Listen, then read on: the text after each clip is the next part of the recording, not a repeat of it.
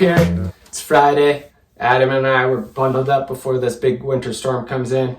We just got lunch over at Avogadro's. Adam came up to hang out. We're doing a podcast episode here.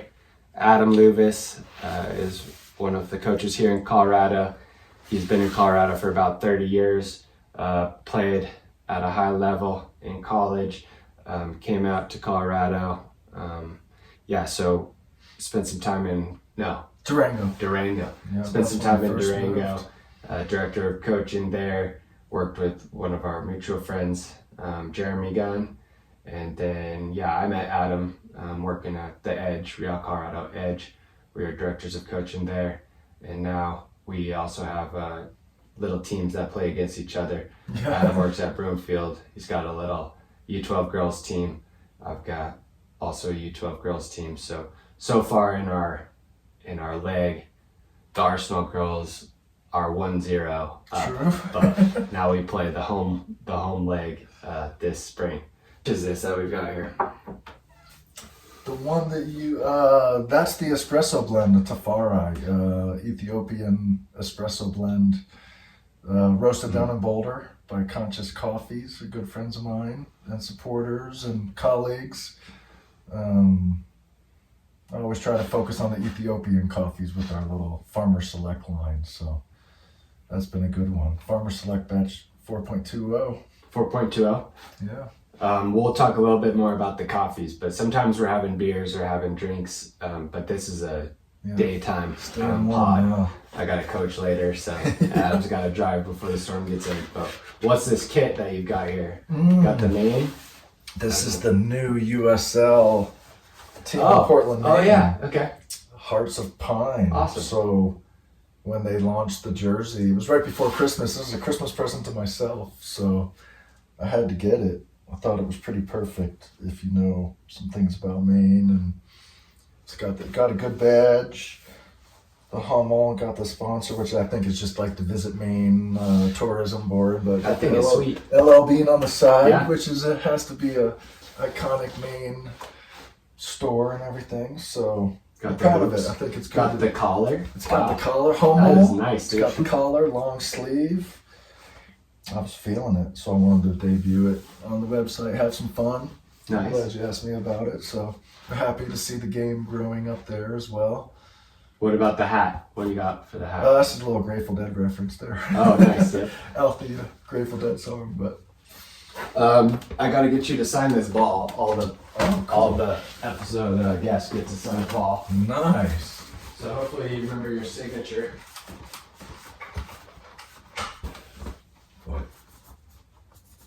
I'll do it so it's legible too. Yeah, I think it's great that Portland, Maine's getting a team. Yeah. I think it's going to be well supported, and it's nice to see that the game growing. Yeah. In New England, I think when I was a kid, it looked like a probably pretty traditional like soccer hotbed, but maybe that was also because back in those days, soccer still was either kind of like an ethnic niche sport or kind of like for prep school kids or something. But, it was always been a really strong region.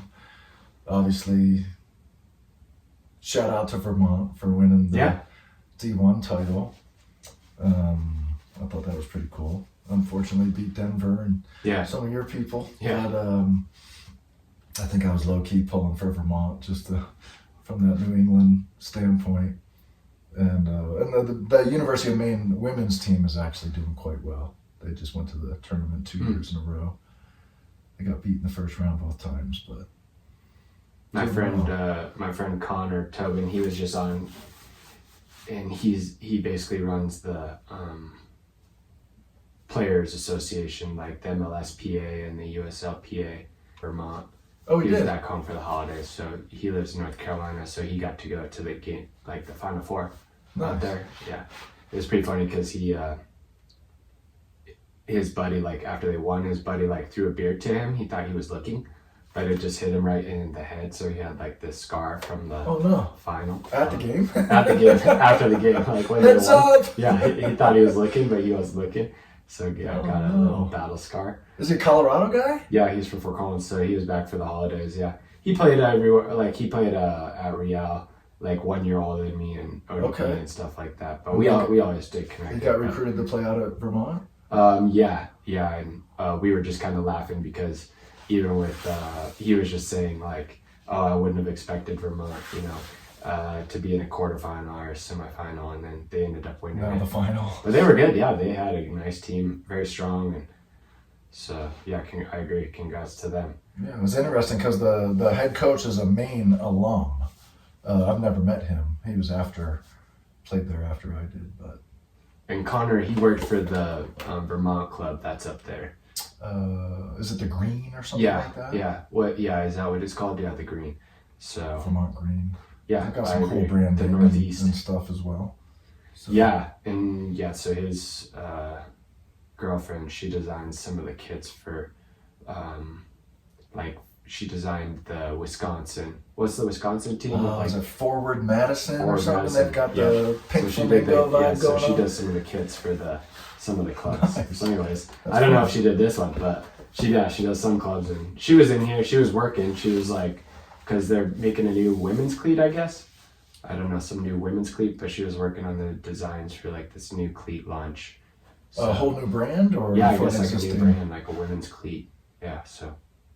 But yeah, we were Sounds about the podcasting. right She was time. just working away over there. Oh, cool. But yeah, let's get into some of your, like what your relationship is with the game right now. Like I said, yeah, you're coaching and around the game all the time. But yeah, kind of what is your relationship with the sport or with football? Yeah, currently working for Broomfield Soccer Club as we call them competitive age group managers. It's analogous to an assistant director of coaching, essentially. So I'm in charge, and that's on the girls' side at our club. So I'm in charge of the U10s through the U14s, which I value that a lot because I think my passion is working with like younger players. I know a lot of coaches that don't love working with youngers, but they get frustrated and would rather work with older players. But I find that the opposite is true for me. I get more frustrated with older players that maybe have not learned the correct habits or something like that, and find that, it's hard to break habits in 15 or 16-year-olds. So I really enjoy working with younger players. So I do that. And then I have my own thing called the Heights Football Training Systems, which is, basically my outlet for personal training, small group training, some camp work, a little bit of college recruiting, consulting, those kinds of things. Started that in 2014 after I had just been doing club stuff for a while. So Broomfield Soccer Club, Heights Football Training Systems, and then just been enmeshed with the game my whole life, really. So. What does day-to-day look like for you? It's a good life, I have to say. We were talking a little bit at lunch about, certain freedom you might get being a youth coach or youth staff member. Pretty much on my own schedule most of the time. So usually get up, make my coffee, and like a lot of folks turn the computer on and start banging out emails and whatever planning, club planning or team planning, trip planning, any of that stuff. I usually do that until I've always tried to fit my workouts in that time frame as well, sometimes to de-stress in the middle of a project. And then around lunchtime, I usually get outside, go hiking, get out in the garden, do something kind of for me for a couple hours, something that I enjoy.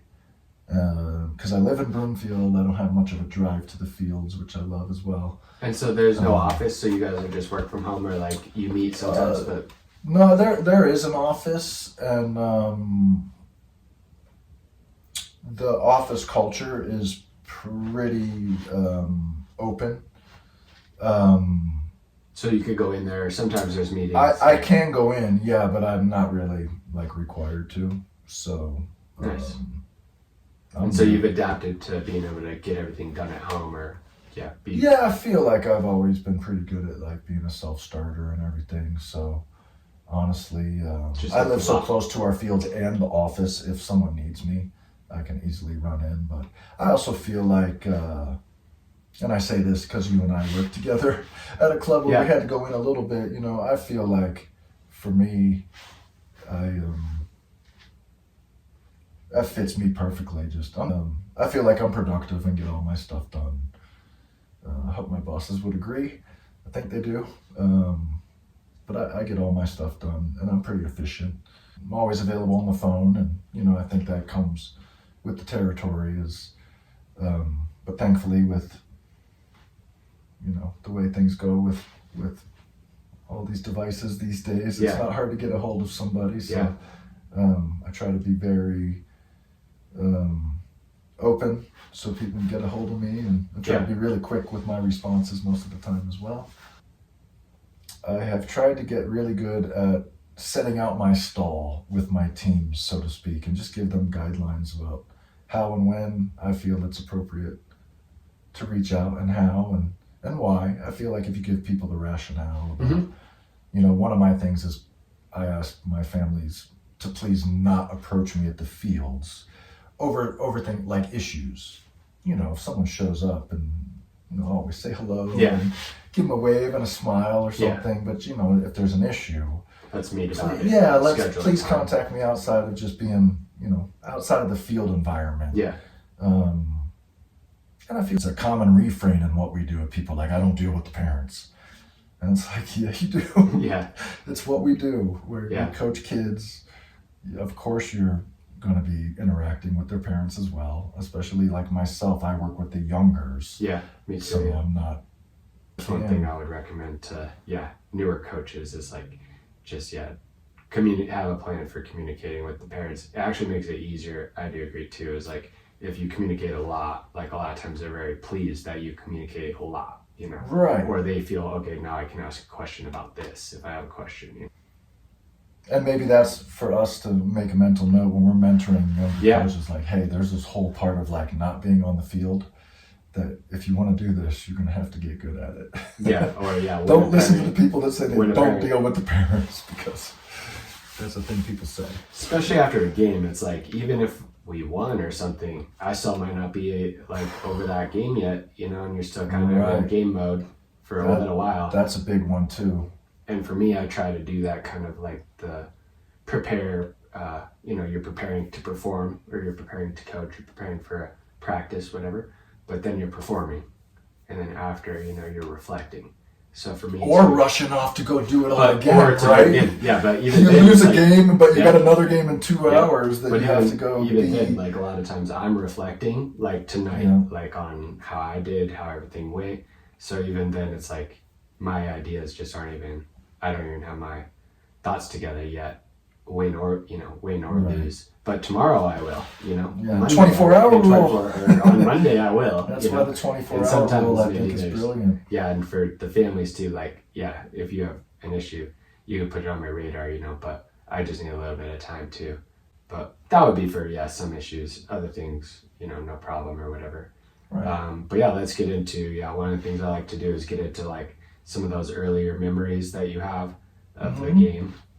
Maybe it's, your first rec team or the first camp you did, or a player that you were watching, in a World Cup or something like that. But what were some of those like earliest memories that you have of like, that's when you knew like soccer, the sport footy was going to be important to you, or this is something you wanted to do? I was exposed to a lot of sports like growing up.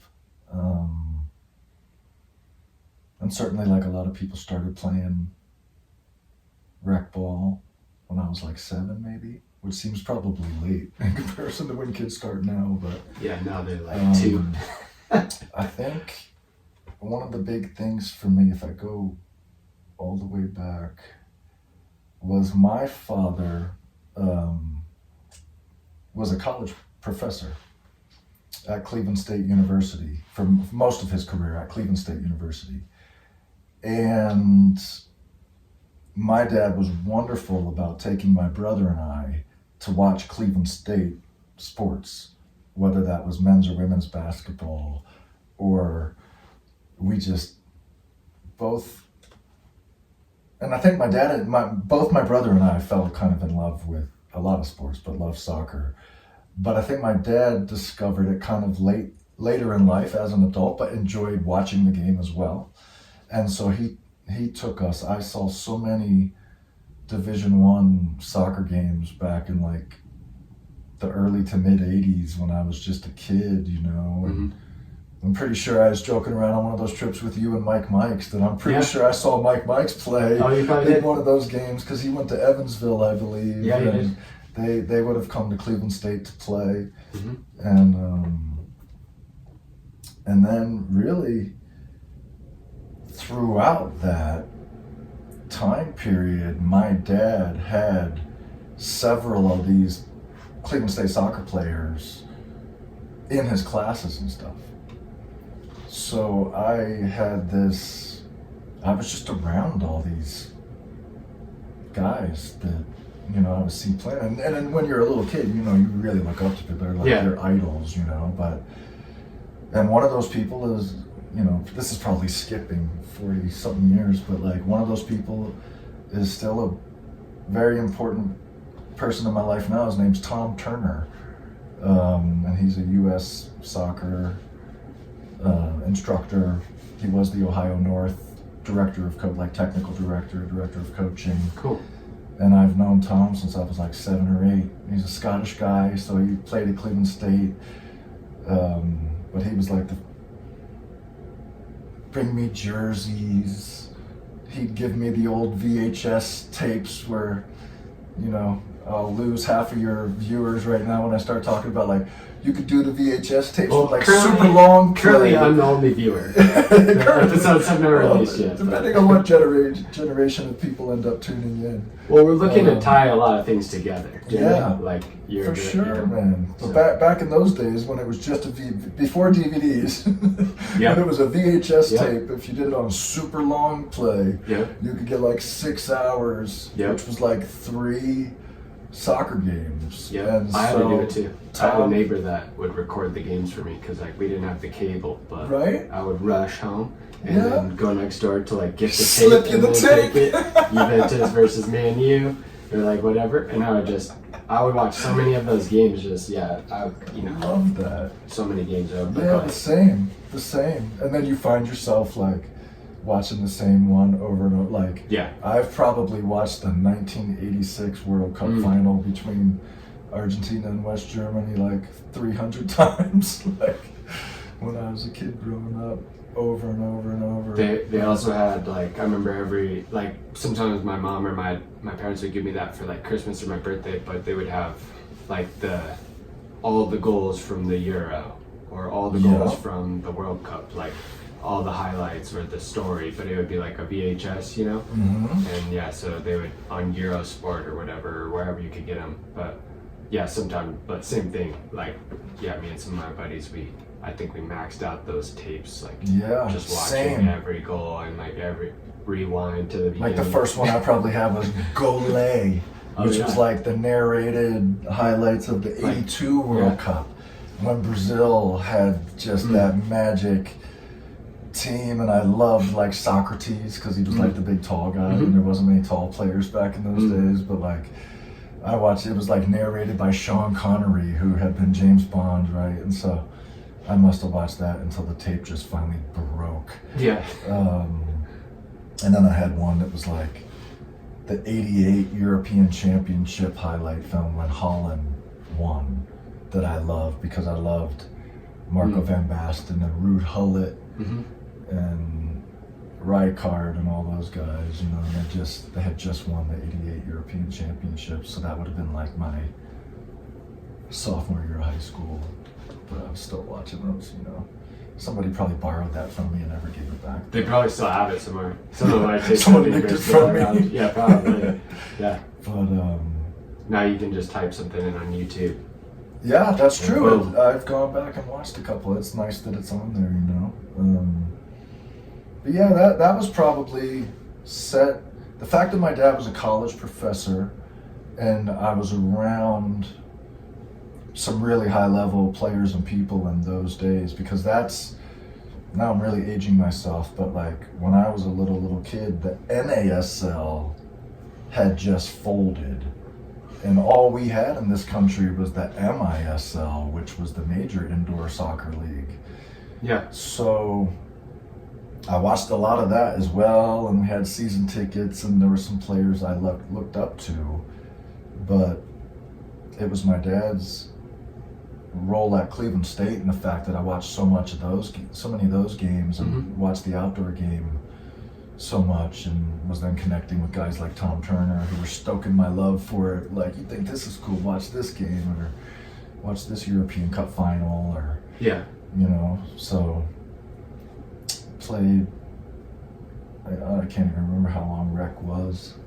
I think it was that long, and then I started playing for like my little local club called Eastside Kickers, which was pretty decent. Because I didn't grow up on the soccer side of town in Cleveland.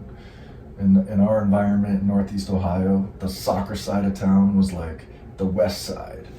That's where all the guys like Brad Friedel is a name that people would know. He played goalkeeper for the U.S. and had a great career in England. He's a year older than me, so we used to cross paths every now and then. But like the east side wasn't really like the big soccer side, but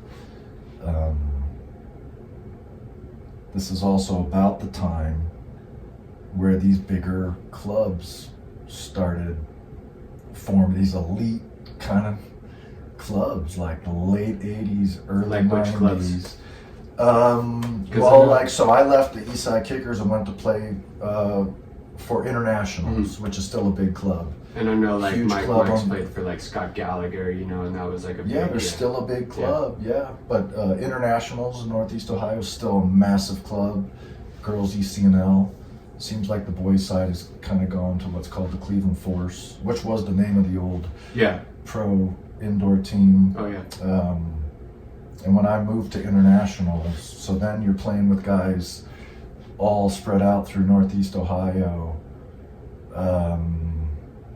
And playing for guys that had been pros, like the guys that ran the club. Yeah, the coaches. George and Louis Nanchoff were guys that had played in the NASL. They were Yugoslavian, Macedonian more specifically, and then I had a coach named George Karianis. There was kind of this, a lot of people had British coaches, and I had those as well, but like I had this big kind of Yugoslavian influence as well through George and Louis and George Karianis, and that was the club playing for them that really like, by then the hook was set, it was like 15 or so, and we were just you were into it. Oh man, we were just on top. Us and Brad Friedel's club, which was called East West at the time, they were like probably the preeminent club and first at it. But like I said, when these clubs were just starting to, it was basically all these guys that had come over here and were playing professionally, and there wasn't as many options then, and a lot of them started coaching, and you were paying coaches and trying to get onto these teams. I mean, back then it was like there was only a top team. There wasn't like four teams at a club in every age group or any of that business like what we're dealing with now. But playing for a top club, traveling, playing other states, other top clubs in other states, trying to get into, college. And was there like high school ball and stuff like that?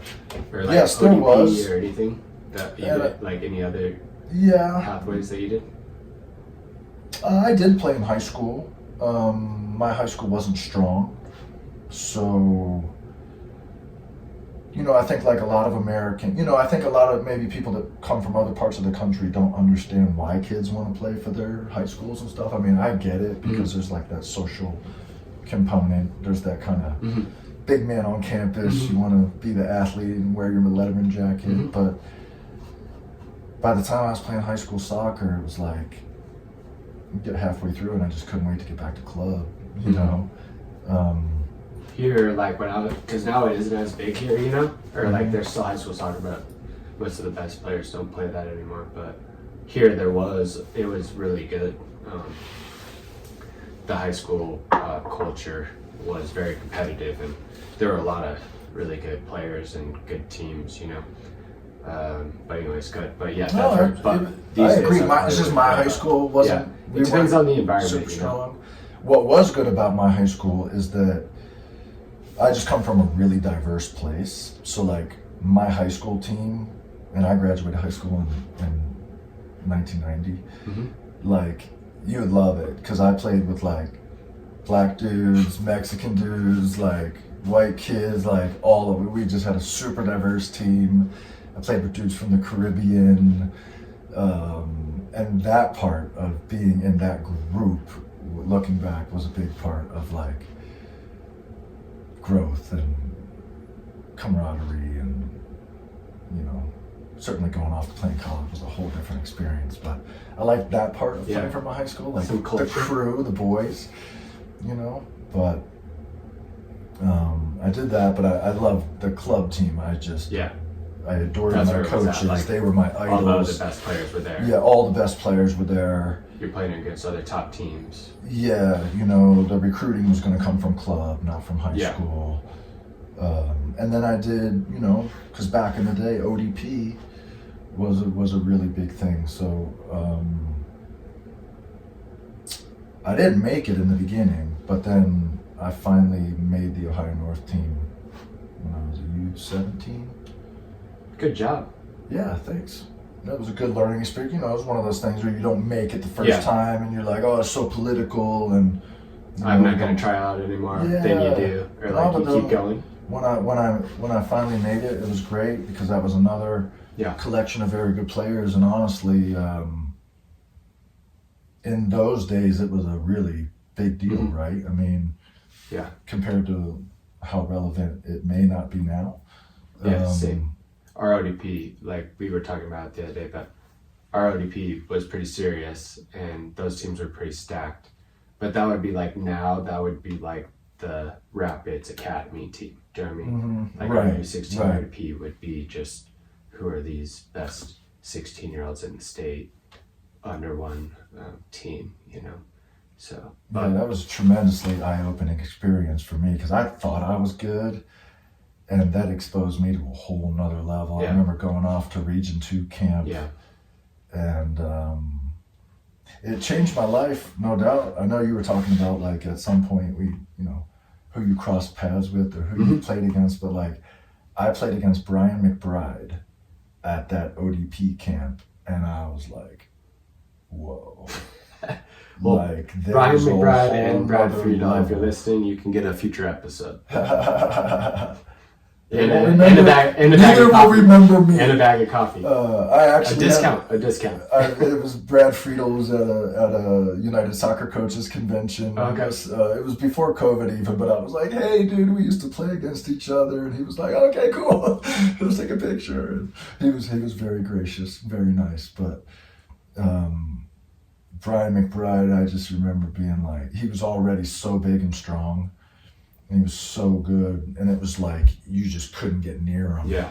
And I remember riding home on the bus, being like, "Oh man, I gotta do more," because there's this whole nother level that it was big time. So that back in those days, I guess now you would have looked at that as maybe kind of a traditional American soccer player pathway, like rec.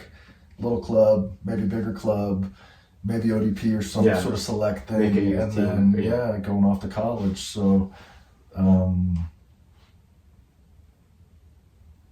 was. What was the recruiting process like, or like how did that kind of come about? How did you end up out there? At Maine, there's some good connections. The assistant coach at Maine at the time, a guy named Brian Doyle, had been the head coach at Cleveland State. And I had known him since I was a little kid. And then he also was one of those guys, I think a lot of those people had a foot in the youth game, had a foot in the college game. It was always smart, right? Because when you're coaching at your club, you're kind of recruiting. Yeah. You're looking to see what players are out there. So Brian also coached a different club. And then I think I knew that I wanted to play Division I college soccer. And so even back then, you know, you had to do that work. You had to have like your resume. Mm-hmm. You had to have some sort of accomplishments. You had to have people that would write you a letter of recommendation or good references. And Maine at the time, you know, I think as a player, maybe it was coming out of ODP and seeing where some of those guys were going. And this is like late 80s, going into the 90s. I probably wasn't going to be able to go play in the ACC. Or I wasn't going to move out to California and like play at UCLA or so. I didn't see myself, you know, I think the realism of like, okay, I might not be like that level. But when I looked at Maine, they were always like top 10 in the region of New England, which still had very good, you know, all the Ivies, Boston University. There's a bunch of like very good New England schools, but Maine just had like a solid program. Mm-hmm. And I knew I could get a look. And then, you know, and I did have other looks, and I had offers at Division III and Division II, and I tried to be one of those people that was looking for everything, but kind of had my heart set on D1. Mm-hmm. I've been growing up watching that. You felt like you could be there. Yeah, I felt like I wanted that. Part of that. I wanted that big time. And then I think Maine just sounded cool. You know, I was exposed to the outdoors and different things. It just seemed like New England was like, that looks really cool to me. And then I went on my recruiting trip, and I got back and I got off the plane and I looked at my father and I was like, I want to go to Maine. And you said no, son. No, he didn't say that at all. He was very encouraging. He said, you're going to have to pay for some of that. Yeah, hopefully you've been saving. There was not a lot of soccer scholarships back in those days. Mm-hmm. Not even these days, really, but not as many. Yeah. So, no, I was able, they took me on the team, and it was good. Like, I felt like I had committed and was kind of on that path and was playing at a good level in clubs. So I was ready to go off and conquer the world. So, but. And then what were some of those, like, we'll talk about some of your highlights in the second half, but yeah, what were some of those maybe memories that you have, or if there were some tough times, or some coaching, some good coaching or some good competition that you had, or maybe it's memories of maybe off the field too, stuff off the field, I think, it runs the gamut, right? I mean, we always hear about people's success stories, and we hear about all the people that, break records and all these things, but there's a lot of us that have, you've had the hills and the valleys and of everything. But no, I mean, the game's given me a lot, which is why I feel honored to be a part of it now. I have lots of great memories. Like sometimes, you suffered at times, but it's the good memories, I think, that stay with you more. But I had ton loads. I mean, I loved playing, I loved training, I loved competing, I loved watching the game. Yeah, me too. I think, we kind of had gotten up to like college. I think part of my story is like, okay, then I go off to Maine. Didn't see the field for like two years. Like I redshirt my first year. I might have dressed 2 games my second year because someone was suspended or something. Got onto the bench. And even now I know I was suffering, but I'm smiling because like I wouldn't even be who I am if I hadn't been through those times, and like really, so like probably looking, now people talk about mental health and all these things, and it's just like, okay, cool, there's people on staff for men, we didn't have any of that. And if you go back, certainly in the men's high intensity sports, it was a lot more like cowboy up, take it on the chin, like let's go, but, went 1,000 miles away from home, wasn't playing at all. Mm-hmm. Training every day, Yeah. but not playing at all. Yeah. And after having been a star, like in high school and club and everything, and like, really, really just looking back, setting about a time of really growing up and becoming a man, and having to get through some of those not good times. Still love the game. Like, get done with class, go have a coffee, and get down to the locker room, and would trick yourself into going out to, like, if I have a good session, I'm gonna start. I'm gonna kill it. And then it's just, God, I've been through all that stuff of playing, not playing. But I think as well, you realize, like, people did stick by you. You did get chances. Yeah. And it's important to realize all that. And my story is meaningful to me because even though I wasn't like a record breaker or anything like that, I did persist. I was too, these days you could jump in the portal and be gone. Yeah. Go find a different thing. Yeah. I think, it was harder back those days. If you transferred or something, a lot of times they can make you sit out a year or something like that. So, I was too stubborn to quit.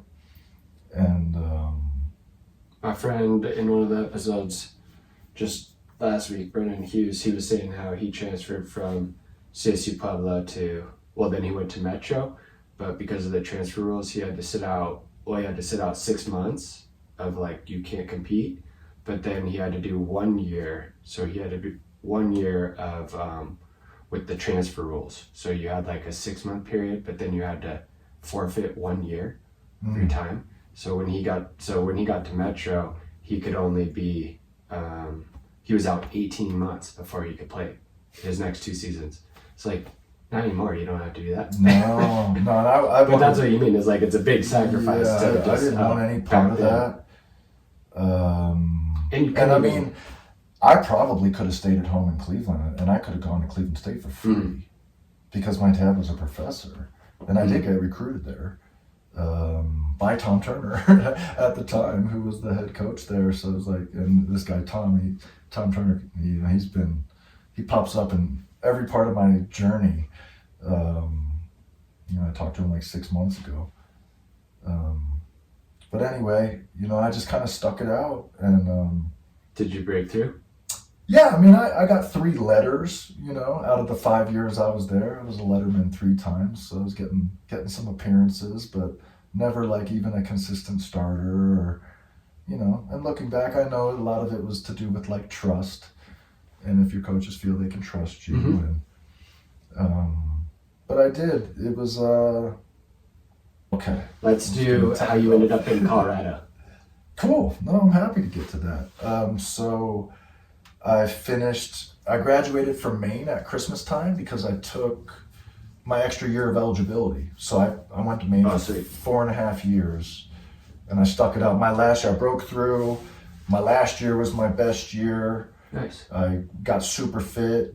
It was a highlight, and we'll come back to it, but we had the World Cup in '94, and I went to see Brazil play, and it changed my life. I was so fired up. I could have played 30 games in a week, but went back, had a really good season on a really good Maine team.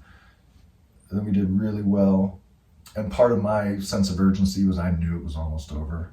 There was no MLS yet. Not like I was getting drafted or anything, but there was no MLS till '96. This is '94, so I knew my career was pretty much done at the highest level. And so anyway, graduated and went back to home in Cleveland for like 5 months. And I had a former teammate from Maine who had moved to Durango to go to Fort Lewis College. And it just seemed like a really cool place to move out west. And so I should mention I was out of the game completely, except for just playing in the beer league or whatever. And packed up the car and moved to Durango, Colorado in 1995. So I was just playing for playing for fun. And then, so once you started coaching down there, like how did that start with the club, and you worked with Jeremy Gunn and stuff like that? Yeah. This part seems funny to me almost now. Like I said, I was like, it's like how you're connected with something and you might even try to leave it and it finds you again or something. But I was out of the game. I was just playing. We had a good co-ed league, men's league down in Durango. There's a lot of very good former college players and stuff in Durango. Yeah. You would not think it. Yeah, you wouldn't, yeah. A lot of people like me who finished a lot of people from here went there. Yeah, they're just people that were like, oh, I'm a river raft guy, but I played D1. And you're like, sweet. I have this team for Steamworks. Like, it's awesome. They give us Or free like beer. Gunn set a goal scoring, Division II goal scoring record. Like he's just showing up He on used to Sundays. play. You've seen the shirts. Oh, yeah. Yeah, so it was really cool, man. I was just playing in the city league. And I had probably been doing my midfield general bit. And the guy that was the DOC of the club, a guy named Jeff Taylor, he walked up to me after the game and was like, hey man, did you ever think about like doing some coaching? And I was like, no, not really. And he was like, no, I'm running the club and we've got all these youth teams and I need some coaches. And I was like, yeah. He's like, I could pay you. I was like, okay, you have my attention now, because, I was living in a mountain town. Everybody had 3 jobs. You're trying to figure out, like, how to make it. And I was like, okay, a revenue stream, coaching soccer, like, right on, I'll do it. And he's like, I have the U18 girls. And I was like, sure, why not? And I remember my first session clearly. I was just in this little town working for a little club. Didn't seem super organized at the time. Some good players. There's a lot of really good athletes, spread throughout all those Colorado mountain towns. So there was a good little culture there as well. Like I said before, of players, a lot of connection to Fort Lewis. I didn't really have any plans for it. And then Jeremy entered the picture, I suppose. He got the Fort Lewis job. Yep. And when he moved to take over the Fort Lewis job, he also got involved with the club. And so naturally I was already working with the club, and then that dovetailed into working with and for Jeremy at the time. There was this complete integration with the college program and a lot of those people, and also working with the club as well. Which, it all seems very clear. I remember the first time I met Jeremy. I was working at a brewery called Steamworks. Yeah, as a prep cook. And I think maybe late 98, they had announced the new Fort Lewis coach. I saw his picture in the paper. But the cool thing about Steamworks was like Champions League would be on, so I could always take my breaks and run out and like check to see the scores of the games. They would always have the Champions League games on. And as you know, Jeremy's a huge Leeds fan. As am I. I remember it clearly. Leeds was playing Roma in the Champions League, and Jeremy had come in, I think, at lunch. It's lunchtime for us soccer professionals. Yeah. So, what are you doing? Long lunch today, which is probably code for watching Champions League until training starts. And so I think I had just introduced myself to Jeremy. And I think he as well, having come to Durango, was like, who is connected in this soccer world here, and how could we build? And really, even in those days, he did so much for me, and us. There's a whole crew. Damian Clark, who's the women's coach down there still. A bunch of us were getting into it, and we were being brought up on how to keep the standards up and do a very good job on the field and off the field. But that, and growing the game, growing the community, growing the links between the kids and the college and all of us. And he was getting us paid and explaining to the board and the people at the club why the people with kind of the intellectual property around the game need to be taken care of. Yeah. I know he still has a lot of his, like, well, some of the stuff from Fort Lewis, like, I know he still uses some of that stuff as, like, a model for his, or after that, he used some of those documents that he had built or the camp letters. And yeah, I remember even at Stanford, after one of, like, the kids' camps, he had me send out, like, an email from the staff, thanks for come to the games this fall, blah, blah, blah. But he still had his, like, this was one that he had sent from Fort Lewis. Was the file name as like Fort Lewis or something? No, he printed it and he showed me where to, but, and even that. there, I probably drafted it and then he probably re-edited it, fixed everything for me before he sent it out. But yeah, I know he was working on stuff there, so. No, it was incredible. It was really, I was saying this at lunch as well when we were discussing what we do. You get these groups of people together sometimes that have just this infectious energy, it's like, and I know Jeremy is one, he says it a lot, it's like attitudes are infectious. Yeah. Whether they're good or bad, yeah. And we just had this like magic group of people that all had really good attitudes and were really on the front foot and enjoyed the game and enjoyed where we lived and enjoyed working with the kids. And we had this great board. We didn't always, but kind of going through, and people had, people that didn't want to be there got off the train, didn't they? It's the same. And we ended up having this great group. So it was important to me because it was like really like a magic time, and really magic because like you look back and it was like, man, things were just clicking.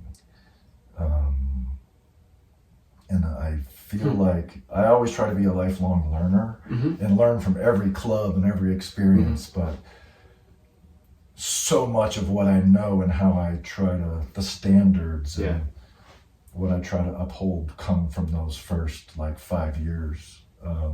And there were some other constraints as well. It was like, we're the only club in town. So it wasn't until I moved up to Denver that I just like started to see this other part of the ecosystem where it was like people recruiting players. And for people that don't know, the drive is like 7 or 8 hours. And like I know even from Ogie and from Gunn, there's a lot of times where you could come to Denver for one game, but that's 8 hours on that bus. And you're on that bus and like, you're just on that bus till you get home.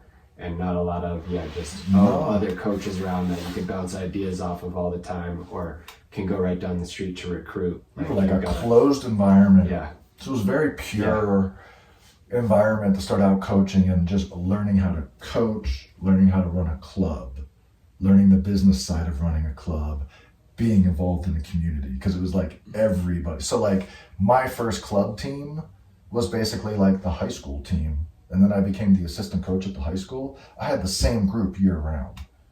And we had like, if you were a freshman and you were good enough, you played U18. So we had U15s, like we had the best group of players together year round. Getting, so like everything was completely connected like that. You're seeing people at the grocery store, and seeing people at the farmer's market, seeing them then at the Fort Lewis game, and to your point, we weren't connected with like the Denver soccer scene as much as like we would go to Albuquerque nearly every weekend. Yeah, which also has a good soccer culture down there. Yeah, there was no, like there was like a Western Slope. Yeah, there was a Western Slope league at the time, but even on the Western Slope, the people from Grand Junction, they didn't want to drive to Durango to play us, and we'd be like, what? We're like the best town on the Western Slope for soccer, like. Okay, fine. Like, and we would go to Albuquerque and play in those tournaments. And, that's what ended up happening is some of the best Durango kids started driving down to Albuquerque to be a part of like Rio, for instance. Rio was down there. And that started when I was still there.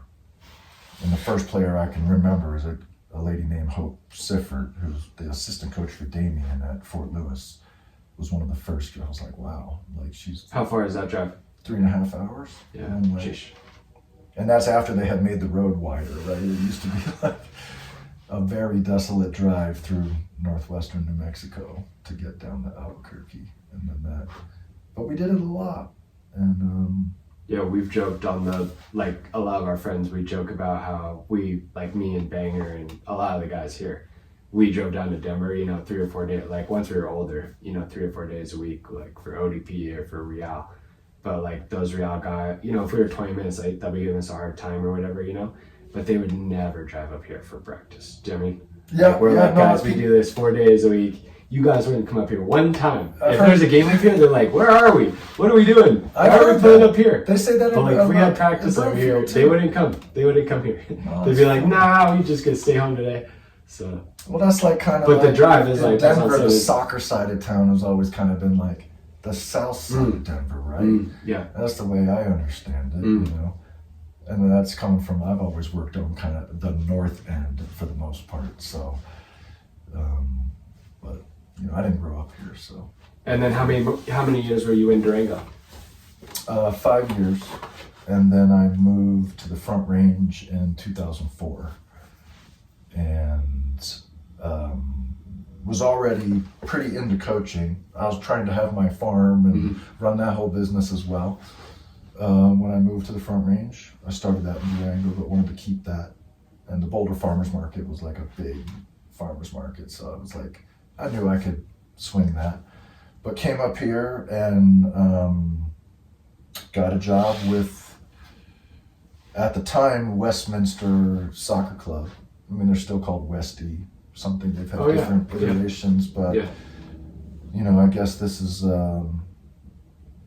as I remember the story, there used to be like the Westminster Wolves, or then the Legends, and it was Legends. Maybe some clubs merged, and there wasn't something exactly in Westminster, and then there was something started at the time, Westminster AFC.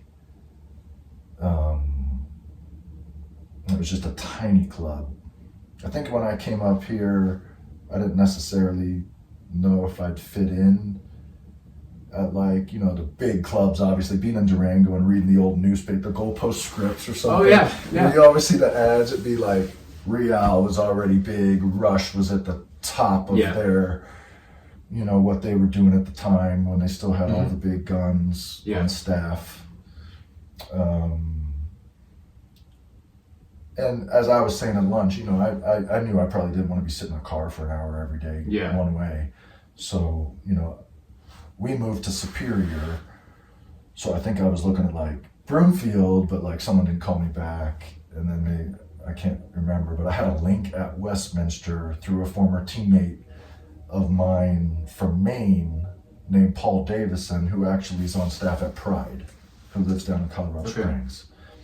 He knew a guy at Westminster, and I think as well, when you're just having, when your top reference is like, I was working for Jeremy Gunn, it opens doors for you. So those guys gave me a chance, and that was a good part of the journey, because I was coming, like I said, I thought from a really pure soccer environment where it was like, grow your own players. And, I needed to learn the landscape when you're surrounded by clubs and people are kind of cutthroat, and what people will do to get players and different things. But I was proud of the work we did at Westminster at that time, because when I got there, we had like 14 teams. And within 10 years, we had grown up to like 50. Yeah, and had that's some interesting. Good teams. That's amazing. Won our first huge state growth cup there. or two. And I was just convinced if we focused on just ourselves and growing our own players, that knowing it would take time. That's the long way to do it, right? Is to grow your own and produce your own. But I knew that we could do it, and I think that we hit a lot of those goals. But the flip side of that is growing pains, and maybe me thinking that had run its course a little bit. So I made the move from Westminster that was an interesting time too, because I had just kind of gone through all the licensing. I got my AA. I brushed shoulders with a bunch of really good people in that course, and I think at the time I had started going out to Stanford. For kids skip forward in Jeremy's story a little bit, but as tight as we were, he then, started inviting me out there to work camp, and that was just like being in a coaching course. Yeah. In of itself, rubbing watch the highlight tape and you'll learn, Well, just being around all those people that they were bringing in to run the camps too. I mean, every one of those camps, I was probably like one of 3 or 4 people that was a club coach. Everyone else is. It's kind of like how the iPhone has like the update, notification, like software update. Yeah.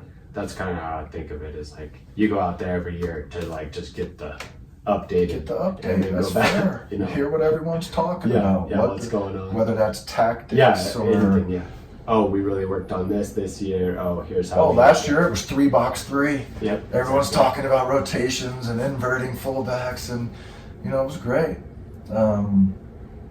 But yeah, so anyway, I think what I was getting at was more like out there too. I started thinking like, how far can I take this? I had ended up coaching a women's team in USL Super 20s. We were trying to have the top of the pyramid on the girls' side at Westminster, so I was coaching against, basically the Lauren Donaldsons and, the guy at Rapids, I forget his name, but they ended up like winning the title that year, and they had all these like. What year was that? Or like 2011, 2012-ish. We just decided we were going to do it. We got invited, to apply. I forgot how it all went down. But they were trying to grow the women's game. And, that critical kind of under 23 age group that always gets talked about, especially in the context of like American soccer, college stops. Yeah, when you're like 22. But then there could be this wonderful growth, the late bloomers and everybody, like how do we fill that gap? So it was USL Super 20, so it felt, we wanted it to be more like semi-pro, but it's hard for me to say I coach semi-pro. I mean, no one was like getting paid. It was like the oldest club team that we could offer for girls home from college, going off to college, which was one of the cool things for Westminster. We used a lot of like still youth players to expose them to what could be, and got some really good deals for a few of those girls through that. But, I got it in my head, like, how far can I take it? Some of the guys out at camp would be like, oh, you should apply for this job or that job. And, and I applied for a couple things here and there.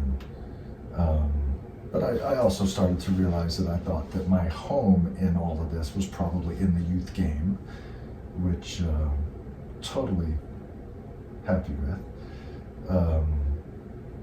But I did start to get ambitious in the sense of like, I left Westminster, and that's about the time you and I first crossed paths at Edge. Yeah, Edge, yeah. At Edge, they were doing, they had just signed that affiliate agreement with Real Colorado. Yeah, so it was Real Edge. Yeah, but it was Real Colorado Edge at the time, yeah. And I thought that was like worth being a part of and seemed kind of exciting. And I think, me as a person, I tend to give people too much credit, but I think, I was fully bought into all those things of like, this is going to be more opportunities for the players and for the coaches, and to be able to share like the Real way and all these things, and maybe some of those things fell a little bit short, but I think that happens probably a lot of the time when there's like affiliate deals or mergers, or we could all write the press release, right? This is going to lead to increased opportunities for our player and staff, and but so yeah, man, did that for a couple years, and I thought that was an interesting time. COVID for us also hit, COVID. Well, I was at Broomfield at the time. Oh, you went to Broomfield already? Okay. Yeah, I was at Edge for a while. Then had that opportunity to just be a team coach at Real in their ECNL program, which I wanted to take and really enjoyed. I was saying that at lunchtime, like enjoyed being around those staff members and coaches. Clayton, those guys. Yeah, and Clayton Lauren, Zealand. Clayton, yep. Ricardo. I personally just, because the way they do it, they all travel together. And that group of people we had, I really enjoyed that. There was, people just talking soccer all the time. Yeah. But everybody's... Junkies. Everybody, yeah. But everyone's... That was a pretty mature group, so everyone's egos were pretty, in check. And, you're running with the big dogs, too, so you can't be, super sensitive about... someone having a different idea or saying something contrary to what you think or something, but really enjoyed that. But then, but I hated driving down there. Traffic, there's just no way I'm not cut out for it. And then that's an hour, at least an hour. Oh, it would take me an hour 15 to get down there one way. Getting home, I can get home in 35 minutes, but the opportunity presented itself while I was at a Stanford camp. Because I had worked with a bunch of the guys at Broomfield before at Westminster. So they had a staff position open up, and it was just kind of a no-brainer. Because I'm used to being at least a staff member too. I've not really just been a coach. Yeah. I'm used to making my living through soccer and assorted side hustles. Yeah. So one team doesn't pay all of the bills. No, no. And you can do a lot of personal training sessions, but the staff position opened up at Broomfield, and I live in that community. Knew a lot of the staff members. Their girls' side in particular was flying at the time, and so it was really a great opportunity for me. And I only got there in 28. Gosh, 5 years on from COVID, even, right? Yeah, but then COVID hit, and thankfully we all stayed employed. The club worked really hard to make sure they could keep everybody on staff, and they did, and here we are. Happy to be there. That's awesome. Been there longer than I was in Durango. So it's interesting how quickly it all goes by. But let's call that first half. First half, cool. You good with that? I am. I'm gonna upload the vid. Honest to the point of recklessness, self-centered to the extreme. Okay, second half here. In the first half, we got to hear some of Adam's earliest memories. Yeah, his relationship with the game right now. Some of his journey all across the country, how he ended up in Denver, some of the jobs and roles that he's had. Some of his ups and downs throughout his playing and coaching career. And then now we poured up another brew. So getting into the second half. Well, first, do you have any memories about this ball? Do you know this ball? Let me hold it. Yes. I'm also old enough, I almost need my readers. I'm looking for a clue to year. Is this the year that Arsenal went unbeaten in the Prem? Yeah. 04, it's about when I moved. Actually, it's 0001, I think. Oh, is this before then? Okay. Yeah, maybe they didn't go unbeaten that year, but they would have been using, I think maybe the next ball in line after that. Okay, I just had to throw that in. So this is the Merlin, and it's kind of a legendary ball, but it's my favorite ball. Good Nike ball, yeah. Yeah, good Nike ball. I remember because I was watching Leeds in the Premier League back when they were near the top. But just sometimes people have some interesting memories about the ball, or because that's all I would have. It was the period of time for me was a great reconnection then with the game. Like I said, I've been out of it, but then you're just playing around, but then you started coaching again. When I got pulled into coaching, it was basically we were joking about tapes. I'll tell you what happened is because it was certainly right about the time I started coaching was not making a lot of money or anything like that in Durango, but my mom sent me a box of it was basically like the 98 World Cup. And I was already a dad at the time, and I was a single dad. And so like every time I put my son set to bed, I would throw on one of these videos, and I must have been watching like the Dutch team and like the great Brazil team with like Ronaldo and Rivaldo, and gosh, the Czechs were good. Yeah. I mean, there's so many good. Maybe I'm starting to, if I mention the Czechs, maybe that's Euro 2000. That's when this ball was, yeah. Yeah, around then it was like so much, and I was just diving in and studying everything I could and trying to learn how to be a coach. And the other interesting thing from that time frame for me would be like the stranglehold of the 4-4-2 was really loosening, and you were just starting to see people play like 4-2-3-1 or 4-3-3. And when I started coaching, there's still people, like if you said you were going to try to play 4-3-3, would just try to laugh you out of like... At that time? Oh my God. Well, I'm a big 4-4-2 guy. This recording studio is big 4-4-2. That's okay. But the guests are allowed to choose their way. I have a lot of ways, but yeah, I'm a big 4-4-2 guy. But well, forever in over here, I mean, there was only one formation.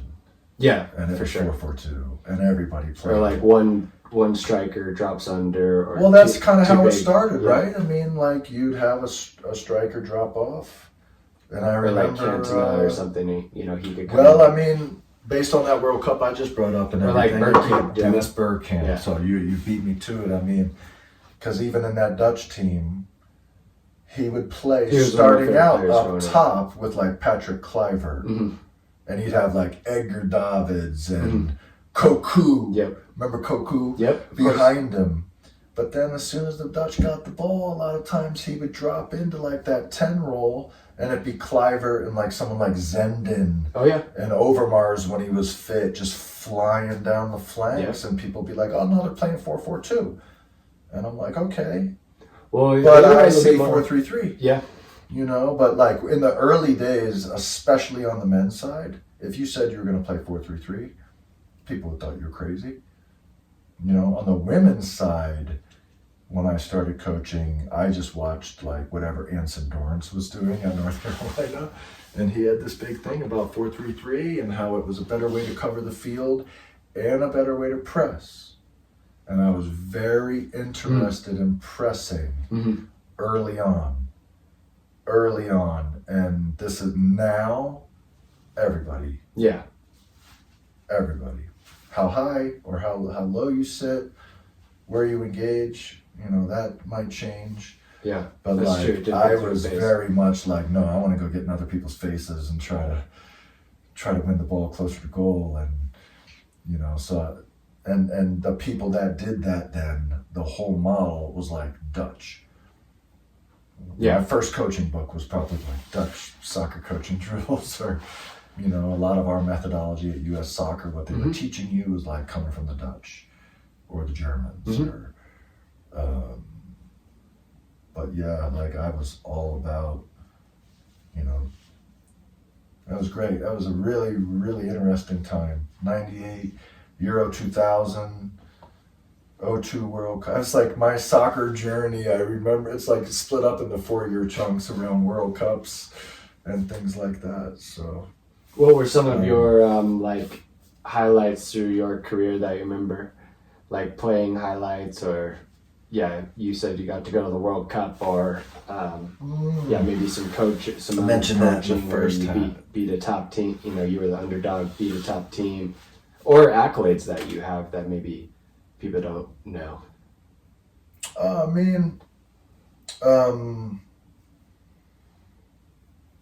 I think a highlight for me as a youth player was I was exposed. At one time I had written them all down and counted, but it's very unique in the sense that even now, like for a player to say what I'm going to say is like, I was exposed to probably like 12 excellent coaches by the time I was even in high school, and that wasn't because I jumped clubs. but it was because my dad was a professor, and I got to know these guys that had been former Cleveland State coaches or Cleveland State players that then became coaches or still doing stuff in the game. Yeah, it was great to get all of that. That was definitely a highlight.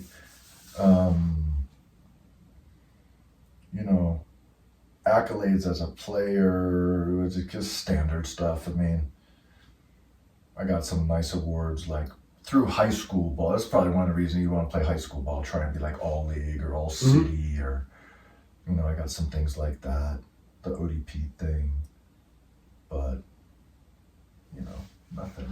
nothing too crazy. Any coaching highlights that stand out to you? Yeah, I've had a couple. I just wanted to throw in there because I think it's a half decent story.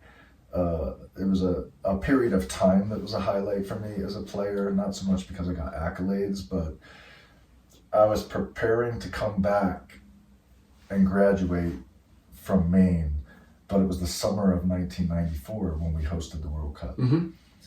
And I went to see Brazil play in Detroit. So I got to see Romario, Bebeto. Yeah. I mean, it was Rai, who was the younger brother of Socrates, who was a favorite player of mine, Aldair, Dunga, incredible Brazil team. Yeah, they were. And like I said, I was so excited. I got back for preseason. Ronaldo was on the team. Yeah, he was on the team. He didn't play that Yeah. day, but he was 17-year-old, I believe. He was on the team. What was the goalkeeper's name? Was it Taffarel, who's still the coach, Mm-hmm. goalkeeping coach. And the Sweden team that I saw was outstanding because they had Henrik Larsson when he still had his long They had a little dreads. attacking mid that I always really liked. I can't remember his name. He was like this. Thomas Brolin. Brolin, yep. That And was then it. Martin Dahlin up top. Yep. And they had a good goalkeeper. I think it was Thomas Ravanelli. Wait, that might have been an Italian. They had a very good goalkeeper on that Swedish team too. I believe you. I just can't remember forgetting the the name. Yeah, they did have a good tournament there. But I was so fired up from seeing the World Cup, and that was just supposed to be this time in our sport, in our country, that was going to just springboard the growth of the sport. I was so fired up. I went back up to Maine. I was just like on fire in preseason and ended up having my best season and some really good games. A bunch of us were reminiscing, and it's kind of funny. A big highlight for us was that we went to Vermont, and we hadn't beaten Vermont in Burlington in like 20 years, might have been 30 years or something. And we go to Burlington, and we were having a very good year. And we had this flat out war with the Vermont team at their place. One of my roommates got a red card, and we end up beating them at their place 2-1 on a free kick, a man down, and they were going absolutely nuts. And we ended up with that win, like qualifying for the postseason tournament. At the time, it was the North Atlantic Conference, so I think we qualified for the tournament with that win. And that's just one that really sticks out for me. That was a fun. We were all just reminiscing about it because it was like literally like 30 years ago. And I had posted something, so a bunch of us on social media were all having a laugh. And then that Vermont team this year ended up kicking on. So it was kind of funny that we were all reminiscing about that one. And it was also kind of funny because it could tie it into a coach thing. As incredible as it sounds, I was coaching my 2012s in the girls' academy this year, and we go to Las Vegas, and I have a kid get sent off 2 minutes into the game for a deliberate handball. Oh my gosh. In the box. Penalty. Straight red. She had no idea what was going on. It was actually a really kind of chaotic moment. Wow, I haven't seen any red cards with the... Right. It probably was deserved. Unwarranted? No, I think it was deserved because you know. She was saving a goal or something? Yeah. Someone took a shot and Luis Suarez like threw her arm up and blocked it. Penalty, straight red. But here I am at halftime telling this story from 30 years ago about how you can hang on with 10 players and score a free kick. score a goal Set and piece. win. And we ended up winning the game 2-1. The kids were incredible, and it was really funny. So it was a little full circle, all tied together moment. That was pretty good. But Do you want to get into your starting 11? sure. Okay, this is something we do on the podcast, so got the Forza. I've emailed Forza a couple times. Forza, if you're listening, almost all of us are still playing or coaching, but I use your tactic boards with my teams. And yeah, we've been using it in these podcasts, so you can be any color that you want. But yeah, Forza, if you're listening, maybe you could be a sponsor of the podcast, or for some of the guests, maybe we could get them some discounts or some free coaching gear. But yeah, just make sure the camera can see the tactic area. Yeah. So what are we going for, like all-time great Yeah, I mean, maybe there's some players? Or? Well, not like not like bird camp and stuff like that. Okay. Maybe of the guys you've played with, or some of your buddies, or maybe some of the players you've coached or something, you know? Oh my maybe who would you, if you were picking a team today to play tomorrow, what would that look like? And maybe, formation, or maybe some of the guys in those spots. Thinking back. I might have to revert to a 4-4-2 so I can visualize everybody. And, let's see. I'll do goalkeeper. I have to say my old roommate and teammate from Maine, Jeremy Doobie. Shout out to Doobs. He was a good bro. I trust Doobs. He's level-headed too. Sometimes the goalkeepers can be a little crazy, so. I won't know most of your guys, honestly. No, you won't. I'll have to. Normally, I give some feedback if I know some of them, but the idea also is that, they'll go into the show notes. So in the show notes, I'll put your lineup, like 4-4-2, your players there. So maybe also they can be like mentions, or they can be noted, or we can tag them or send it to them in the future. Cool. Yeah. But yeah, go for it. Start from the back. It'd be very, very interesting to come up with all these different cats to make a coherent. And then guys that I really looked up to as well. Yeah. It doesn't. That's not the only. I'll make it as a flat back four, even though when I was playing it was still a lot stopper sweeper. A guy in my college career I really looked up to named Gary Crompton, who's a college coach now in Massachusetts.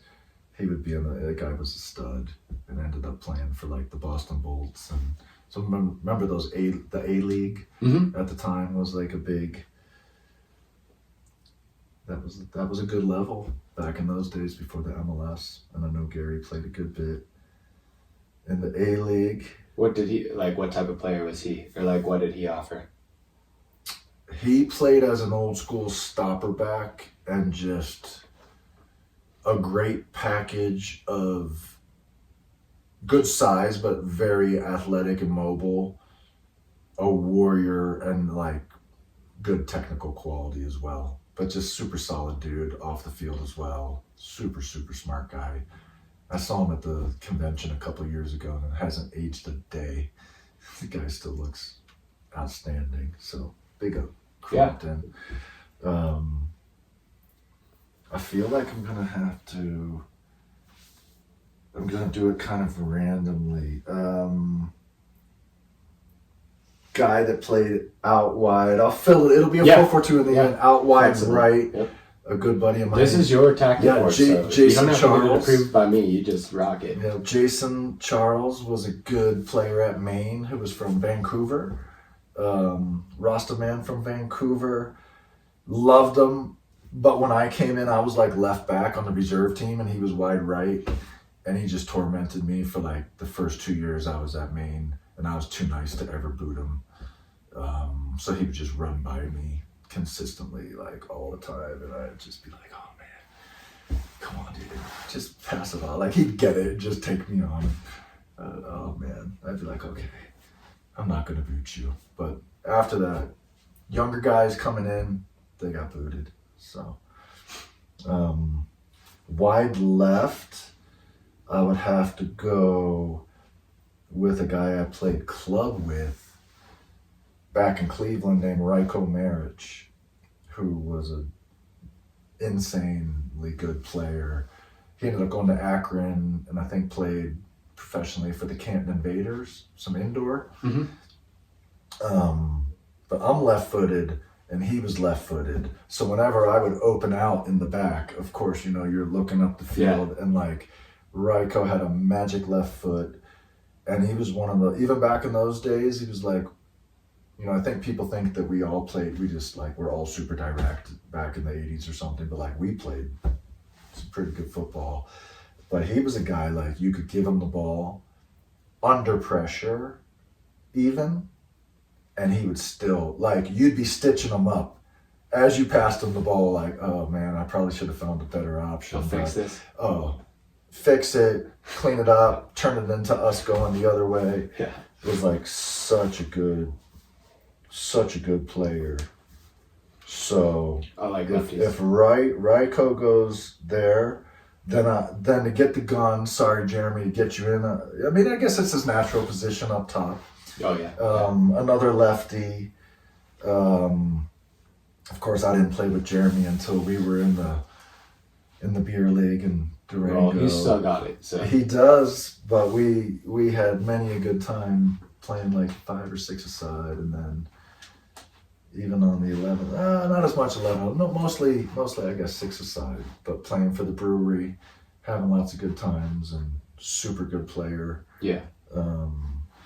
Very intimidating when he would take his teeth out. He had two false front teeth. Now they stay in, I think. Yeah, now they're permanent. So, but that would always be funny. He'd be yelling at you, missing his 2 front teeth. But yeah, even in like sometimes he would play, but yeah, not as much when I was out there. Like in the spring, he would play more if we're doing a 6-a-side day or jersey day. But he would always, still be doing free kicks and the volleys or the set piece routines, crossing, finishing, and yeah, 2-touch game, soccer, tennis. But he can strike the ball so clean. He's just one of those that like when it hits, it's just like me. I can't hit it like that. You know what I mean? I could watch him all day, but he can still just pipe it, and just such a smooth swing. Like the contact on the ball is so clean, Definitely. Just like, wow, what a strike, So even good couple tricks as well. Yeah, he does. Yep. And I think you start to figure out he's always going left. But he can score a lot of different types of goals, He and there's a reason he has that goal scoring record. Yeah, true, and had a good career in the A-League and stuff as well. So let's see who else I could get into here. I played with a guy, I could give him one of the center mid spots, Kyle Gray. I played with at Maine. He had a really interesting story because he had been like a Canadian youth national team player. He had a lot of injuries at Maine, but dynamite player. Another like good sized dude, but just really silky on the ball, like great first touch, tricks, playmaking, the whole 9 yards.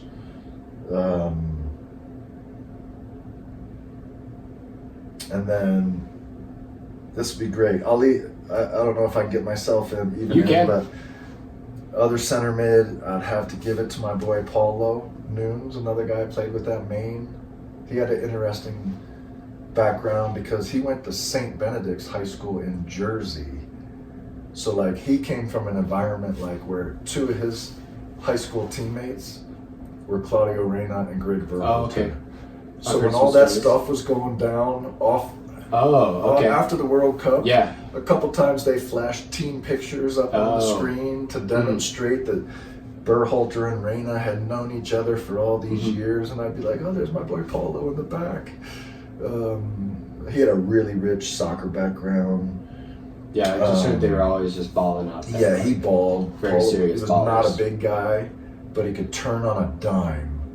So like you'd go to close him down and he'd throw a fake or drop a shoulder and be gone on to the next thing before you even like realized he was leaving that space. So he was terrible to mark on a normal college training day. You'd be you know how it goes, because you're thinking like, if I mark Paulo, I gotta run like a lot. So I would try to be on the same team with him because he was my roommate. We had a good connection as well, but and give him the other center mid. So Jason Charles, Kyle, Paulo, Raiko. It's a very international group of front runners or midfield. But up front next to the gun, I'm trying to think. Might go for this guy, Jake We Met, which would be funny because him and the gun coached against each other. I don't know. My friend Jake was the coach at Pitt. Yeah. I don't know if you guys might have. Not while I was there. Before, yeah. Before. But Jake's been around the game for a long time. He was a good player at Maine. I think broke some of those records up there. So. What was he like?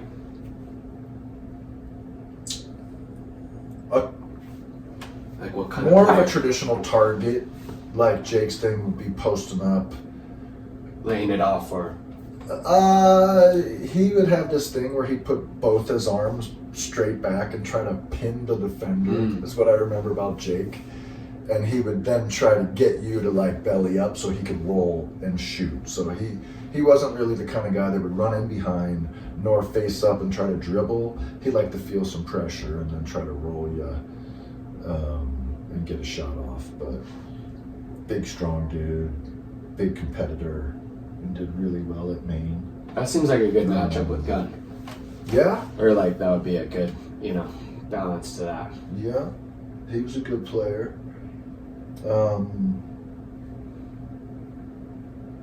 Trying to think. It feels almost obligatory to get myself in there. Yeah, you definitely can. Somebody else would cut me. I'll move Gary over to right center. Well, back to somebody get else is in I'm a the left- team today. I'm a lefty. There's always room for a lefty in your team. Always, even now. So I have to go for a 2 and a 3 that I played with. Or against, or that you saw that, or like those were some If we were guys that going to guys you that would I love played to, against, then guys you would love to have on your team or whatever, yeah. Try to remember. Or homies that are just gonna do a job, do a job out there too, that you trust, like, okay, Yeah. on this side I know what I'm gonna get. Yeah, man. Well, maybe then I have to slide if it wasn't my best position, I'll slide myself in the left back and go with Gary Crompton's partner was this guy, Pete Gardula. And he was a great player at Maine. But what I really remember too is like, that's who I stayed with on my recruiting trip. And him and his roommate, Todd Sniper, Snippy, who was just an excellent player at Maine as well. Sorry, Didn't make it, Snippy but excellent, but not excellent enough. Excellent, but center mid is kind of packed. Got to put Paulo in there. But Gardula was a very good player, would chip in with some gold. And now those guys, that guy Gary Crompton, Pete Gardula, they were on the team that was doing really well, that like made me want to go to Maine and be a part of that. Which was, just super fun, good experience, very enriching. Very straight lines we're playing in here. Who could be a good 2?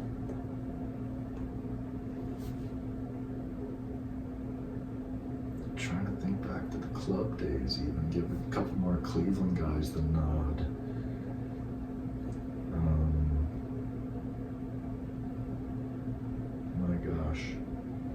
sure he could fill in and do a job. I'm going to throw a Cleveland State player on there. Might be slightly out of position, this guy David Brown, who I've really looked up to as a Cleveland State player. And then it's cool because he's a college coach at Worcester College in Ohio. And he recruited a girl from Denver that I used to train.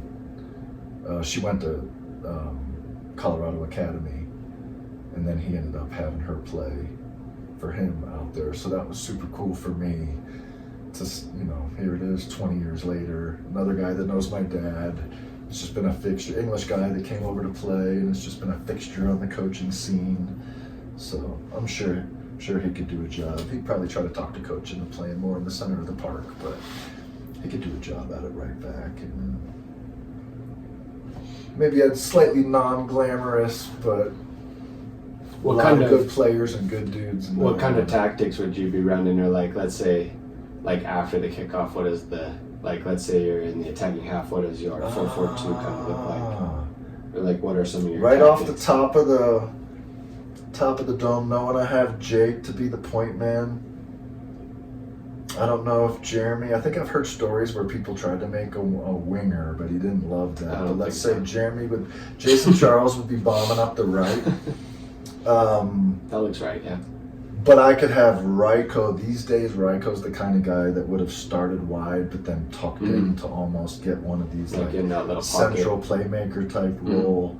So it would almost probably be some sort of off kilter 4-3-3 where Jeremy might stay a little narrow, Jason Charles would have bombed on, Ryko would have tucked in, and he would have been a good playmaker. And we had to get into the reserves. We might have been a little predictable. What was kind of the difference what was kind of the difference with the like stopper sweeper type thing that you were saying? Because like a lot of people don't really play that way anymore, What a major shift in the game that was. I mean, the offside rule has changed multiple times since then. It just got to be like, if people were playing with a back, four in the back in those days, it would look more like almost like a diamond, especially at the youth level. And the sweeper would get behind and just be the automatic cover player. And then by the time I was in college, that was already shifting. And this is a thing that like sometimes with the little kids, we don't even, because everybody played 4-4-2, you basically have four guys back here to mark two players. And if the stopper was always marking one and this guy was never marking, you had to learn to pass players off side to side. So one of the forwards would like run across the line and you would literally have to, he would get passed off, he would get passed off. So it was like starting to be a little more zonal. Because people weren't just following man on man, like, even like a BLC system now where people are just following everyone everywhere. But, eventually it got to be that you couldn't have someone playing that deep in behind the rest of the line because they would kill your whatever kind of offside trap, or it would negate any advantage from offside if you just had a person playing that deep. Everything now is zonal, and as a matter of fact now everything's mostly zonal 4 against 3, right? Which is interesting because a few times now I've tried to play in shapes where we go 2 up right on the 2 center backs, because all the kids grow up. If you're a center back, you're used to dealing with one player. I agree. And as soon as you throw that second 4, it could be a 10 that you push on. It could be a winger that you've pushed in, or you might just have like 2 kids that suit the 9. Is that as soon as you throw that other 4 and occupy both center backs, now you're going to see if the other team is really, really prepared and if they know who they are, and if the coach has ever even dealt with that scenario. And a lot of times I think in the youth game you could spring a surprise, because most coaches are good enough that as soon as they get their team at halftime and can get the board out, they're going to show them how to deal with it, how to counter it. But it's been interesting how many times, Now I'm thinking, oh man, I'm going to coach against Izzy again. And then I just gave him. Well, we have 99. It's a little different. Yeah, it is a little different, but. Yeah, I agree. I just like the 2 a lot, but like you said, it could be the attacking mid and the striker or 2 forwards. But I really try to make the game about those 2 center backs on the other team. So, and then a lot of times, they drop, the opposing team. If you do that to them. Well, maybe to defend or maybe to come in for possession, but the defending team would, drop a defensive mid to go help. So then, they're putting 5 players, to just defend against these 2. Or so. If the ball's out here and this kid has to step, you get really good at then you've got great teaching, like, you got to tuck in and be the +1 there. But even then, they're worried. They're still just dealing with my 2 forwards, do you know what I mean? Yeah. And then so I have numbers up in basically the rest of the pitch. Well, it comes back to that whole, like, pressure cover. Like. And same thing, I want those forwards to be, like, you don't have to be so physical with them all of the time, but you can be. But also just, like, making them work, combining, passing, moving, running in behind.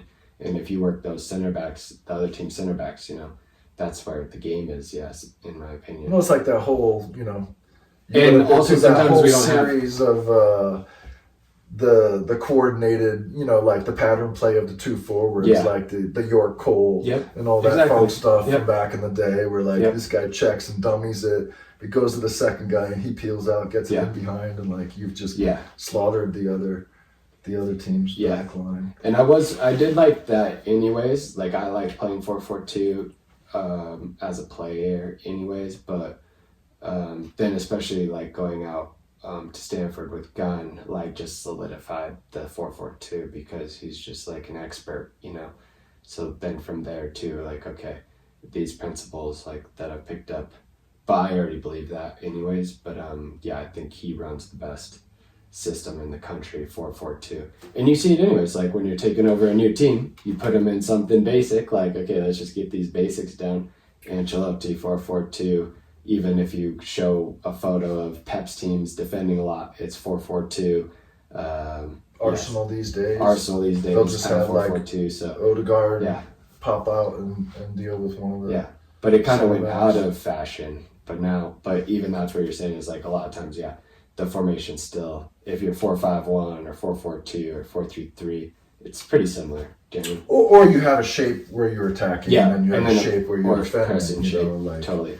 And 4-4-2 pressing to me too is like, get those forwards up there pressing them. Let's work, or get back in and be compact. But who would coach this team? I think I would have to say I'd be player coach. Player coach? Yeah. You can handle it? I'd buy the beer too. Head nutritionist. I think I could handle that role. There might be some pressure to sub myself off every now and then, but yeah. I'm not covering my team today, but I don't put myself in. I'll sub myself in. Just because also I think there's a lot of places I can play, but there's better players than me, do you know what I mean? Yes. But maybe I can be when you had me thinking about it, it was a challenge to think it through. Maybe there's a couple games where I could get 30 minutes, and then the next game maybe I get 60. That seems like a good one for me, Maybe I have to say I'm first off. Yeah, I would be probably the first on. I would probably be the first one on, like in the 50th, or wait for it to slow down a little bit. Yeah, and then I can contribute, like, once this game is a little more under control. Or next game, like, if I'm fresh, start me next week. But, I don't think that I need to be, captain and starting and coaching the team. So at least take some of those responsibilities out of there. But that was great, Adam. So we'll take that little lineup and then we'll put them in the show notes, and maybe once the episodes are released, you can send it out to them, or we can find a way to. That's my thinking, is just hyperlink their name with their, like, Instagram or with their Facebook, or some people won't have it, but maybe we can get it to them that way. Some of the players, maybe, I know yours aren't all Colorado based, but some of the like we talked about Kramer and Gunn and Ogie, some of these guys. So the idea is to have some of these people that have been mentioned in the show in the future.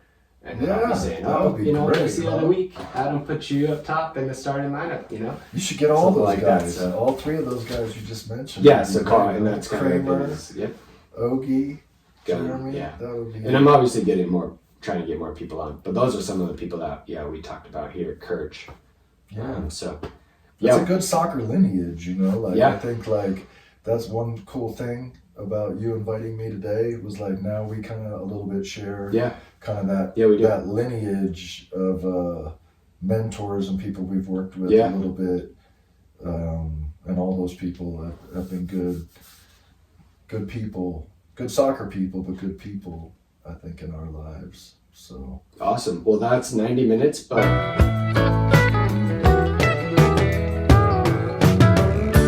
There are things you can't replace. all right, we just finished the podcast, 90 minutes, Adam Loovis. We're in extra time now, so we're here to talk about one of our sponsors. Adam's got a coffee and soap company, Ross Farms. The guests on the show for season 1 and season 2 can receive a sample bag of coffee, and then there's a discount code for listeners, 10% at their website to get some of their products. But yeah, Adam, why don't you give us another round of what's behind the coffee, the company, how it all started. Take 2 over here. This is like one of the sample bags that we brought up, and that's what Collin will be able to share with other people. It's kind of like the last of the back burner, kind of like passion projects from our farmers market days, my wife and I. I was at Regional Agriculture Supply, or Ross Farms for short. So our website is www.rossfarms.com.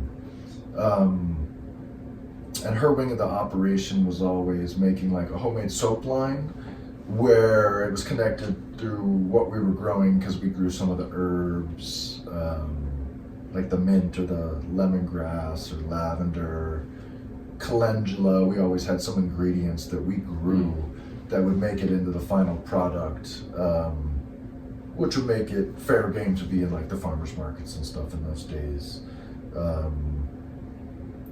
And then through that, mostly I was just growing mixed vegetables and things like that, you know, to have like the typical farmers market stand. And then it kind of morphed into what a lot of the people in that movement do, which is community supported agriculture, where people might buy shares in the farm ahead of the growing season. To give the farmer a little bit of operating capital and to also demonstrate that commitment that they were in it through the whole season, like a little bit of insurance for the farmer. So we started doing that, and it was cool because we had some soccer families as well throughout the years. Some of the families I was close with, people that figured out what we were doing when we weren't doing soccer, would come up to Boulder and see us at the farmer's market. So we started doing CSA shares as well. And I started to observe where I would see some farms doing like an egg share or meat share or a fruit share or different things. So when we decided to do our CSA, did all kinds of tried to be really creative with it. We did have the fruit share from one of the farms on the western slope, so it was great. We would go through like cherries, apricots, apples, peaches were always a big hit. They would give us jams, apple juice, like people just loved that. So we did that as an add-on. We would do the soaps as like an add-on. Started originally just doing coffee with our friends at Conscious Coffees as an add-on. So I would just go pick coffee up from them, and you know, one week it would be like Colombian, next week it would be Ethiopian or something. But I've always had a really strong affinity for Ethiopian coffee. So basically just pitched the owners to let us do like a co-branded coffee. And so it basically amounted to like, I wanted to highlight Ethiopian coffees only. So, you know, we started doing labels. I have a good buddy, Scott, up in Seattle, who works for REI as one of their designers, and he would always do my labels, and basically got them to call it Farmer Select, because at the time I was farming more, so it was like the farmer was making the selection to highlight the Ethiopian coffees, and for us us to do the branding. So basically it was like our label on Conscious Coffee's coffee. Of course, we always put them on there as well. You know, it was a collabo 10 years ago. It was like the hot thing was like to collaborate with other companies and things like that. But the way it stands now, it's kind of like I said, a little bit on the back burner because I'm not farming actively right now. I'm just a big home gardener. But my wife did keep kind of the soap wing of the operation, and that does better than the coffee. But I've kind of kept the coffee as it's like a bit of a remnant of what we used to do, but also, as I was saying before, can definitely see myself getting back into farming In the future. more. Yeah, as part of, like I was saying, we don't necessarily get to retire from being youth soccer coaches, so I'll probably be working until I can't anymore. But can see having more of a foot in that world again at some point. But it's more of a passion project now and just something we really enjoy. And I love drinking coffee, and I think Ethiopian coffee is the best coffee in the world. So it's been a great joy to try and put that out, put our own little spin on it and get it out there and share it. Yeah. And, you know, soccer coaches need good coffee. I know a lot of people that need good coffee. Soccer coach go juice. So been happy that you hit us up, and Yeah. we could, you know, it's always been a part of my life, soccer and farming and good food and wanting to promote that. So happy to be a part of the podcast. And like you said, if anybody wants to order some, there's a discount code up there which is connected to the podcast, so any of the listeners will get a little discount. And and if I know you and you're local, we try to save you some shipping. You might even be able to catch Adam at the fields. That's where I got my first pack. He had a pack, and I was like, okay, I'll get it right now. Like, hold on. Let's go to the car real quick. So, yeah, if you're out there on the fields. But yeah, we appreciate it. And yeah, Adam, like I said, we wanted to get him on the podcast because he's going to be one of our sponsors, one of our partners. And yeah, thanks a lot for coming up. And yeah, hopefully maybe the coffee will keep us warm this weekend. In the Premier League, like I said, a cup of coffee in the Premier League that's my favorite, I think. So yeah, thank you, Adam. All right, now let's see. The time has come to weigh those things. This space is getting hot. You know